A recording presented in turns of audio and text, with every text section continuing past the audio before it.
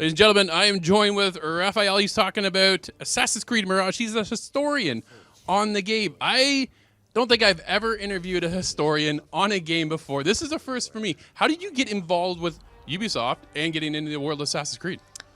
Well, yeah, it's true that there aren't many historians. I agree. Maybe we should be more numerous. So actually, I've got involved because I've been an historian working for whoever would pay me to do history, to be honest, for 15 years. I did a lot of outreach, teaching history to non-historians. And 2 years ago, there was an opening at Ubisoft. I knew that there were some historians working at Ubisoft, but for me, it was like an inaccessible dream or something like that. But I applied, they took me, and now I have this dream job. That's incredible. So what does your dream job look like on a daily basis now over here at Ubisoft? I do research, would be surprising. Right? So yeah, research, it involves reading text, it involves looking at coins or artifacts or all of that. Usually it comes in two ways. It can be questions coming from art director or narrative director or whoever else. Sometimes it's really quirky questions. Hey, how do people count with their hands in 9th century Baghdad? Or what are how would people name their horses so that we can give accurate or authentic names.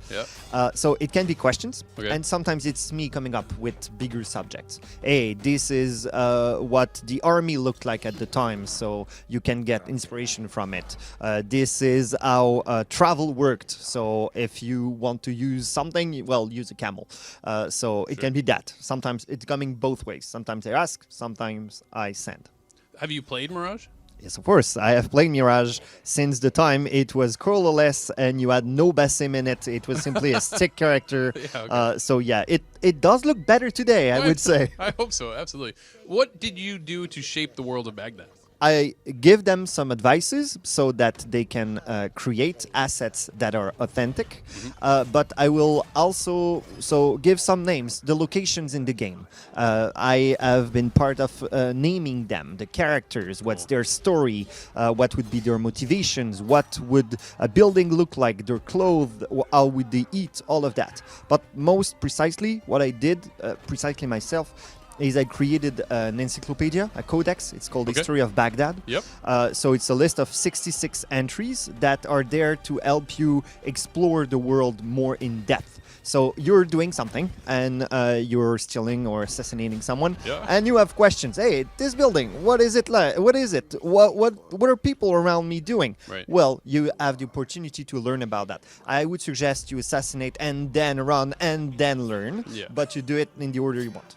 There are those history points scattered throughout. I've already had hands-on, and it's been quite the journey, to say the least. But going in on that, you get those history aspects of the world of Baghdad and how that kind of plays out. And I was blown away by how much information was taken into account for that. Yeah, well, we have to reconstruct an entire city. So it goes from the caliph, the king of the city, you would say, to the someone who simply sweeps the floor. You try to make all of these people as authentic as you can, and this means digging really, really deep. Historians working at Ubisoft have a saying between ourselves. We say, well, you can have a PhD before, but you need, like, doing an Assassin's Creed game is getting a second PhD. The level of information you need to get in. You go focus on how accurate the world looks, or is it more on the just this kind of what it may look like and build a game around that? How does that work? Okay, so we use two words actually. Accurate would be precisely what it is. I am certain of that. But when there are things I'm not certain of, in a museum or in a book, we would leave it blank so as not to say something is wrong. In a game, I cannot leave something blank. So I have to start from history, and then when there is something I'm not sure of, I try to be authentic, which would be starting from history and making educated guesses to try to approach as much as I can. And sometimes we make choices. We know something is like that, and we choose to make it differently because it will be better for gameplay. The streets are narrower in our Baghdad than they were because we wanted the player to be able to jump from rooftop to rooftop. And if the streets were wide, well, it would be really hard. So we changed it from what we know to be history because it's better for gameplay. Got you. Have you been to Baghdad? Yes, I have. I have been in another life. I have been a tour guide, Okay. and I toured and have people follow me in various countries of the Middle East, including Iraq.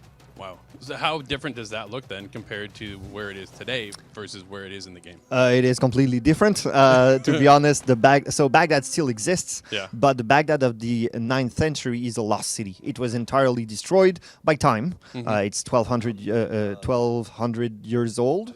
Yes, is it the right 1200? Yes, 1200 years old. It is also the city was also destroyed by invasions, and especially a Mongol invasion in the 13th century. So yeah, there is almost nothing that's is still there. Right. It's today the city that you would visit is mostly a 100-year-old city, so it doesn't look at all like it was at the time. Gotcha. You have a favorite location within the game right now? Yes, I would say my favorite location is the bazaar. It's the bazaar because it is so bustling, full of life. You have people everywhere. You have different languages. You have different goods all around. It really feels. You feel like a blade in the crowd when you're there. So I so love this place, and yeah, this is the place I really love the most in the city. Fantastic. Last question.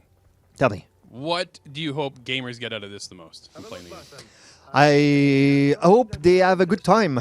Mostly we make games so that people enjoy them and have a good time having them. Now, from a historian point of view, I would say if it helps them see 9th century as not only the Dark Ages, but something that can be really bright and where people would come together and learn things and invent things, if it can change a bit their perception from the time and the region, I would be even happier than if they only have a good time. But having a good time is essential. Fantastic. Raphael, thank you so much for your time. Thank you. Let's head back to the show.